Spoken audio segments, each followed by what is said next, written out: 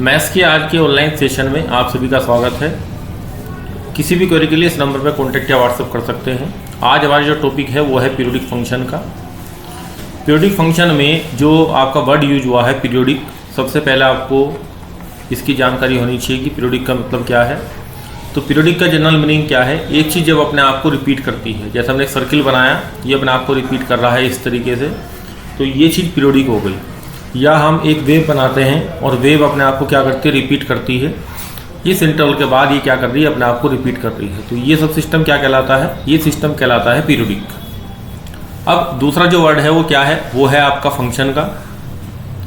Function क्या होता है, दो सेट हमारे पास होते हैं ए और बी, उनके बीच में एक रूल डिफाइन करते हैं F from A to B. इसके लिए डेफिनेशन क्या होती है कि इसके यूनिक एलिमेंट के लिए टू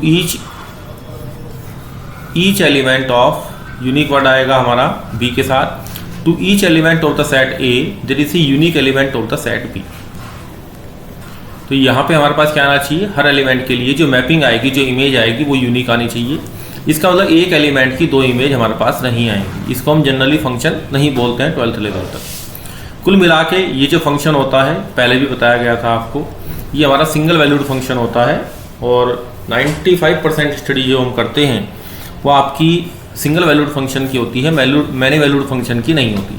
अगर फंक्शन हमारा मल्टी वैल्यूड फंक्शन आता है, एक की दो इमेज हमें फाइंड आउट होती हैं, तब हम उसको सिंगल वैल्यूड फंक्शन में एज ए ब्रांच की तरीके से यूज करते हैं कॉम्प्लेक्स एनालिसिस के अंदर। अब बात आ गई पीरियोडिक फंक्शन की, कि ऐसा फंक्शन जो पीरियोडिक कंडीशन को सेटिस्फाई करता हो, इस कंडीशन को फॉलो करता हो कि कोई चीज़ अपने आप में क्या हो रही है, रिपीट हो रही है।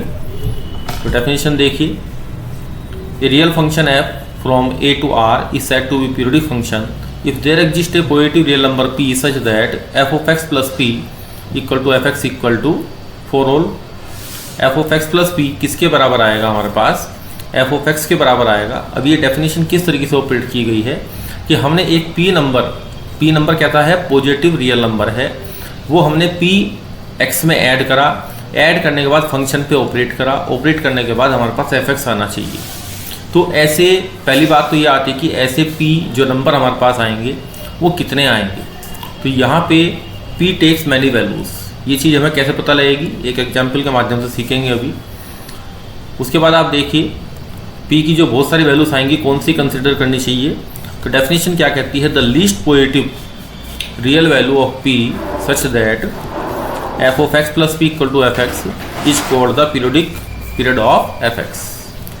तो जितने भी हमारे p एग्जिस्ट करेंगे जो कि इस कंडीशन को सेटिस्फाई करते हैं, f of x plus p equal to f of x, इसमें से p की जो स्मॉलेस्ट पॉजिटिव वैल्यू आएगी, डेफिनेशन क्या कहती है, स्मॉलेस्ट पॉजिटिव वैल्यू जो आपके पास आएगी उसको हम क्या कहेंगे, पीरियड ऑफ द फंक्शन कहेंगे। ये बात आपको क्लियर हो गई। अब यहाँ पे एक एग्जाम्पल के माध्यम से हम इसको समझने की कोशिश करते हैं। एफ एक्स बराबर साइन एक्स हमारे पास है। अगर आप x में 2 पाई ऐड करते हैं, देखिए पहला, तो 2 पाई ऐड करने से हमारे पास क्या रहता है, साइन एक्स एटिस रहता है। फिर हमने 4 पाई ऐड किया, तब भी हमारा फंक्शन क्या रहा, एटिस रहा। अब हमने 6 पाई ऐड किया, तब भी हमारा फंक्शन ऐसे रहा। तो ये जितने भी नंबर हैं ये p की तरह बिहेव कर रहे हैं, ये नंबर p की तरीके से काम करेंगे।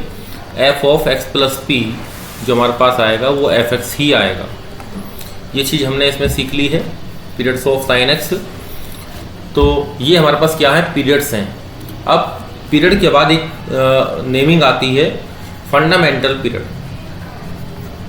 फंडामेंटल पीरियड, तो फंडामेंटल पीरियड ही हमारा क्या होता है, लीस्ट पॉजिटिव नंबर होता है, जो हमने आपको भी बताया था।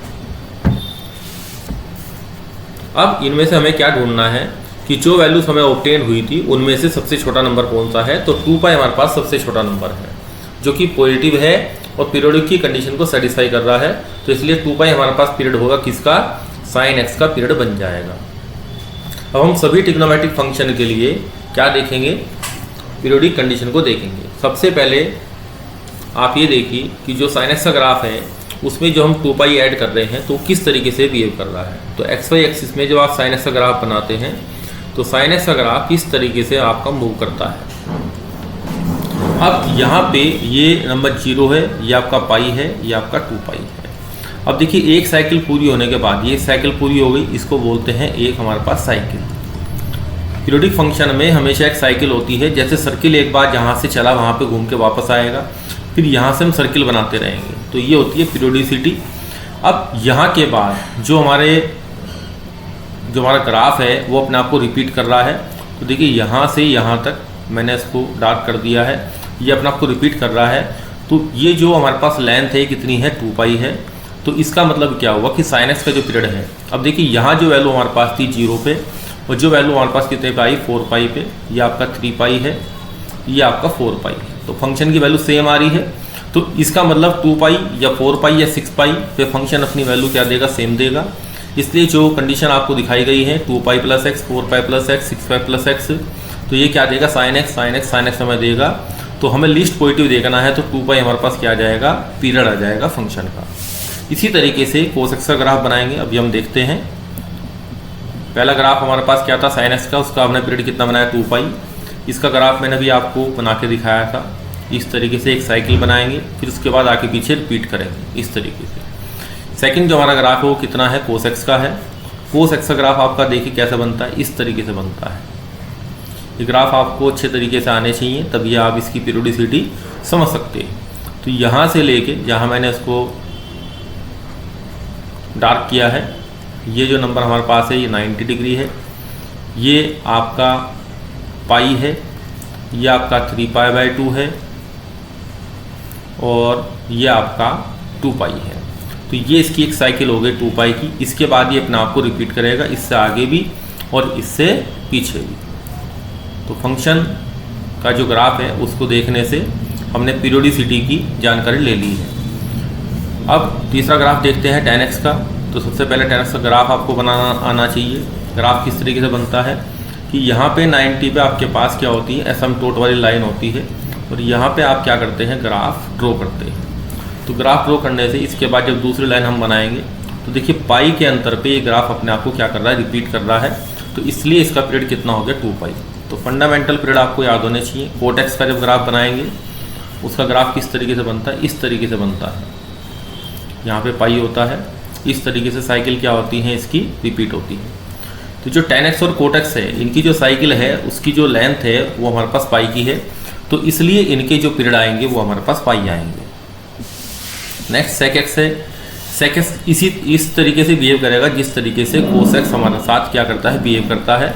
क्योंकि sec x हमारे पास क्या होता है, इक्वल टू 1/cos x होता है। तो जिस तरीके से बिहेव हमारे पास cos x करेगा, इसी तरीके से बिहेव हमारे पास कौन करेगा, sec x करेगा। तो इसलिए पीरियड हमारे पास क्या हुए, सेम हुए। तो cos x और sec x का पीरियड क्या हुआ, सेम हुआ। tan और cot एक दूसरे का उल्टे हैं, सेम हो गए। अब जो तीसरा हमारे पास आएगा, सॉरी लास्ट वाला 6 नंबर पे cosec x, तो इसका पीरियड भी हमारे पास क्या आएगा, 2 पाई आएगा। क्योंकि cosec x का फॉर्मूला क्या होता है, 1/sin x। इजी चीज़ें हैं, ये आपको जानकारी पहले से ही है। इनके ग्राफ अगर आप बनाना चाहते हैं तो बना सकते हैं। cot x का ग्राफ मैंने बना दिया था, sec x का ग्राफ बनाने की कोशिश करते हैं।